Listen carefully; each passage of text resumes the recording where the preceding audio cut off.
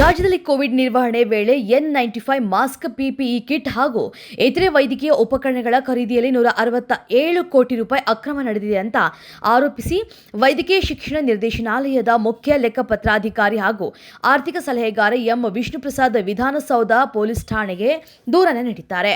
ಈ ಬಗ್ಗೆ ಶುಕ್ರವಾರ ರಾತ್ರಿ ಎಫ್ಐಆರ್ ದಾಖಲಿಸಲಾಗಿದೆ. ಈ ಹಿನ್ನೆಲೆಯಲ್ಲಿ ಪ್ರಕರಣವನ್ನು ತನಿಖೆ ನಡೆಸೋದಕ್ಕೆ ಸಿಬಿಐಗೆ ವರ್ಗಾಯಿಸುವ ಸಾಧ್ಯತೆ ಇದೆ. ಸಿಐಡಿಗೆ ವರ್ಗಾವಣೆ ಆದ ಬಳಿಕ ಎಸ್ಐಟಿ ರಚನೆ ಆಗಲಿದೆ ಅಂತ ಉನ್ನತ ಮೂಲಗಳು ಪ್ರಜಾಧ್ವನಿ ಟಿವಿಗೆ ತಿಳಿಸಿವೆ. ನಟ ದರ್ಶನ್ಗೆ ಹೈಕೋರ್ಟ್ ಜಾಮೀನು ನೀಡಿರುವಂತಹ ಹಿನ್ನೆಲೆಯಲ್ಲಿ ನಾಳೆ ದಚ್ಚು ಬಳ್ಳಾರಿ ಜೈಲಿನಿಂದ ರಿಲೀಸ್ ಆಗಲಿದ್ದಾರೆ.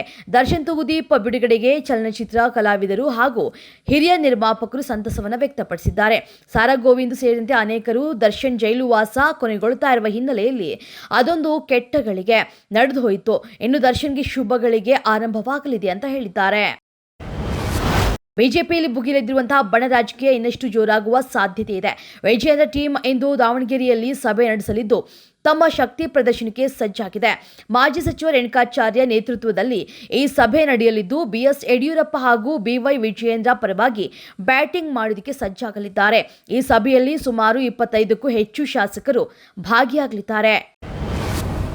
ಕರ್ನಾಟಕದಲ್ಲಿ ಹೆಚ್ಚಾಗ್ತಾ ಇರುವಂತಹ ಬಾಣಂತಿಯರ ಕೊನೆಯುಸಿರು ಪ್ರಕರಣಗಳ ಹಿನ್ನೆಲೆಯಲ್ಲಿ ಬಿಜೆಪಿ ಮಹಿಳಾ ಮೋರ್ಚಾ ಬೃಹತ್ ಪ್ರತಿಭಟನೆಗೆ ಸಜ್ಜಾಗಿದೆ. ನಾಳೆ ಬೆಳಗಾವಿ ಸುವರ್ಣಸೌಧಕ್ಕೆ ಮುತ್ತಿಗೆ ಹಾಕಿ ಕಾಂಗ್ರೆಸ್ ಸರ್ಕಾರದ ವಿರುದ್ಧ ಬೃಹತ್ ಪ್ರತಿಭಟನೆಗೆ ಅಣಿಯಾಗಿದೆ.